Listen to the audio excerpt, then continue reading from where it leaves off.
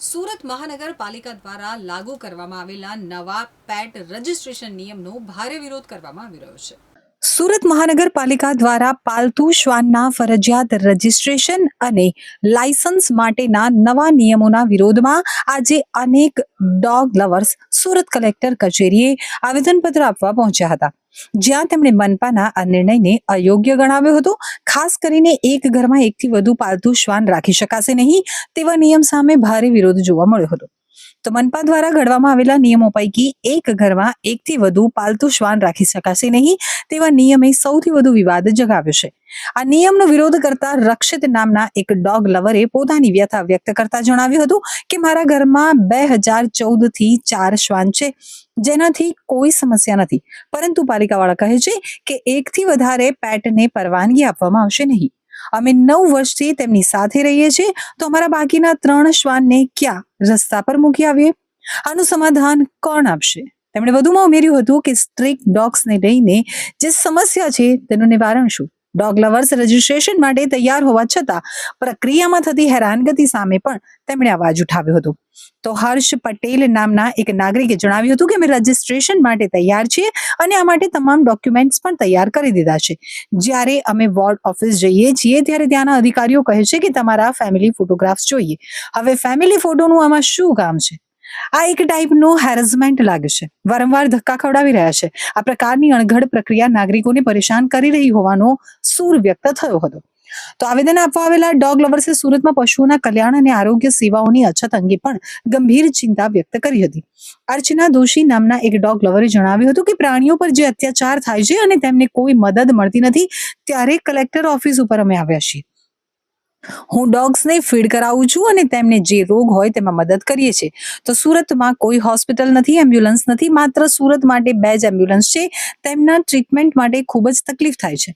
તેમણે મનપાને પાલતુ પ્રાણીઓ માટે વધુ સારી તબીબી સુવિધાઓ અને કલ્યાણકારી યોજનાઓ પર ધ્યાન કેન્દ્રિત કરવા અપીલ કરી હતી, ન કે બિનજરૂરી અને અયોગ્ય નિયમો લાદવા ઉપર.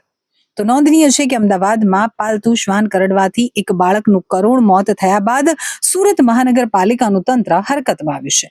તો નાગરિકોની સુરક્ષા અને પાલતુ પ્રાણીઓ સંબંધિત સમસ્યાઓના નિવારણ માટે સુરત પાલિકાએ પાલતુ શ્વાન રાખવા માટે લાયસન્સ ફરજિયાત બનાવવાની અત્યાર સુધીની સૌથી મોટી કાર્યવાહી હાથ ધરી છે. પાલિકાના માર્કેટ ડિપાર્ટમેન્ટ દ્વારા આ અંગેના નિયમો ઘડવામાં આવ્યા છે અને ફોર્મ પણ બહાર પાડવામાં આવ્યા છે. જો કે આ નિયમોની અમલવારી પહેલા જ તેનો વ્યાપક વિરોધ શરૂ થઈ ગયો છે. મારું નામ આશિષભાઈ ગાંધી છે. જિલ્લા પ્રાણી અત્યાચાર નિવારણ સમિતિ જિલ્લા સુરતના બોર્ડ ઓફ ડિરેક્ટર છું, જે કલેક્ટર અંતર્ગત છે. અને અમારું કામ છે, જ્યારે પ્રાણીઓ પર ક્રૂરતા થતી હોય કે એની ફરિયાદો આવતી હોય તો અમારે કલેક્ટરશ્રીને ધ્યાન દોરવાની અમારી જરૂરત હોય છે. અને એટલા માટે આજે એ લોકોને લઈને અમે આવેલા છીએ. મૂળે મુદ્દો એ છે કૂતરાનું રજિસ્ટ્રેશન કરવાનું અને કર ભરવાનું. તો રજિસ્ટ્રેશન કરવું અને કર ભરવા માટે સુરતના બધા પ્રાણી પાલકો તૈયાર છે, પણ એની અંદર જે 3 શરતો જે સરકારશ્રીના ક્યાંય પણ કોઈ પણ ગેઝેટમાં નોટિફિકેશનમાં નથી, કે જેને કોઈ સરકારશ્રીએ મંજૂરી નથી આપી, એવી શરતો કે તમારે પ્રાણીઓને રસ્તા ઉપર, સરિયામ રસ્તા ઉપર સંડાસ પેશાબ કરાવવાનું નથી અને ગાળીઓ પહેરાવવાનો છે. તો ગાળીઓ પહેરાવવા માટે સરકારશ્રીએ કલમ 233માં કીધું છે કે ગાળીઓ પહેરાવવાનો નથી. બીજું, આ લોકો પાસે એવું સ્ટેમ્પ પેપર પર લખાણ લેવામાં આવે છે કે સંડાસ પેશાબ રસ્તા પર કરશે નહીં.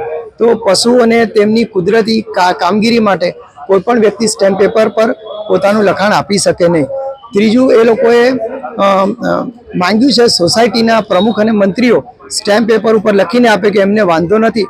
તો કોઓપરેટિવ સોસાયટીના રૂલમાં કોઈ પણ અને પ્રમુખ મંત્રી જવાબદારીને સત્તાઓ આવા કોઈ પણ જાતના એનઓસી આપવાની નથી અને એટલે આપી શકતા નથી. આમ પ્રજાને તમામ ગેરકાયદેસર કામ કરવા માટે સુરત મહાનગરપાલિકાના એક અધિકારીએ ગેરકાયદેસર ફોર્મ બહાર પાડીને અને આવી રીતે એફિડેવિટો અને લખાણો મેળવવાનું ચાલુ કર્યું છે. એની સામે સરકારશ્રીને રજૂઆત કરવા માટે આવ્યો છે. અમે જે આ ડોગ છે તેની રજીસ્ટ્રેશન માટે 10 જણની જે એનઓસી જોઈએ તેના માટે આવ્યા છે કે એ લોકો અમને પરમિશન નહીં આપે તો અમે કેવી રીતના રજીસ્ટ્રેશન કરાવીએ. બધા પેટ લવર નહીં હોતા એમ. મહાનગરપાલિકાએ નવા નિયમો બહાર પાડ્યા છે અને શું આજ નિયમોના લીધે જ અમે અહીંયા આવ્યા છે કેમ કે જે બધા જ પેટ લવર નથી હોતા અને અમારા જેવા જે ડોગ પાડીએ છીએ પેટ લવર, તો એ લોકોને જે રહીશો છે તે અમને પરમિશન નથી આપતા એનઓસી કે અમે સાઇન નહીં કરીશું તો તમે ડોગ નહીં પાડી શકો. તો અમે હવે એ ડોગને લઈને ક્યાં જઈએ? ઓલરેડી અમે હું ખુદ એક ફ્લેટ નવો લીધો છે, ત્યાં શિફ્ટ થઈ છું.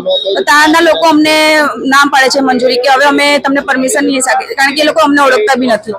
તો હવે અમારે એ ફ્લેટ ખાલી કરીને કશે બીજે શિફ્ટ થવાનો જે હાલમાં લીધો છે. તો શું કહેશું મહાનગરપાલિકાને આ નિયમો? ખાલી અમારે એમ છે કે તમે અમે રજીસ્ટ્રેશન કરાવવા તૈયાર છે, પણ જે આ 10 લોકોની સાઇન કરવાની છે તે અમને નહીં ફાવશે.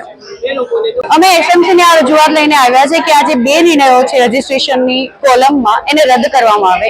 એક તો નિર્ણય છે કે તમારે આજુબાજુના 10 લોકોની એનઓસી જોઈએ, તમારા પ્રેસિડેન્ટની અને સેક્રેટરીની એનઓસી જોઈએ, જે કોઈ પણ હાલતમાં પોસિબલ નથી. બીકોઝ અહીં લોકો સ્ટ્રીટ ડોગને જમાડે એ જ નથી ચલાવતા, તો ડોગ્સ એ સોસાયટીમાં રહે તે કેવી રીતે ચલાવવાના? તો અમને કોઈ પણ ભોગે 10 લોકોની એનઓસી મળવાની નથી. તો અમને જોઈએ છે કે આ નિર્ણય પરત લેવામાં આવે. અને બીજો નિર્ણય એમનો આ છે કે એક ઘરમાં એક જ ડોગ રહેવો જોઈએ. તો આ કઈ રીતે પોસિબલ છે? અમારી પાસે જે 1 થી વધારે ડોગ્સ છે, અમારે એને ક્યાં છોડવાનું? તો અમારી આટલી વિનંતી છે કે આ જે 2 નિર્ણયો છે એને પરત લેવામાં આવે, જેથી અમને અમારા જેવા ડોગ લવર્સને જે હાલાકી થઈ રહી છે તે ના થાય. અત્યારે કેટલા લોકો રજૂઆત કરવા માટે તમને?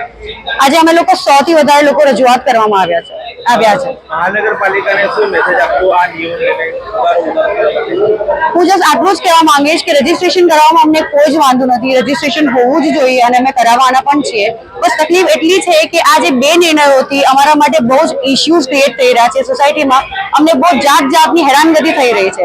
તો મારી બસ આટલી જ વિનંતી છે કે અમે રજીસ્ટ્રેશન કરાવવાના સપોર્ટમાં છીએ, પણ જે વસ્તુ લોજિકલી પોસિબલ નથી એને રદ કરવામાં આવે, જેથી અમને કોઈ પણ જાતની ઇશ્યુ કે પ્રોબ્લેમ ના થાય. અને અમારા જેવા લોકો જે અબોલ જીવના સપોર્ટમાં ઉભા રહ્યા છે એ લોકો અમે આગળ પણ આવું કામ કરી શકીએ.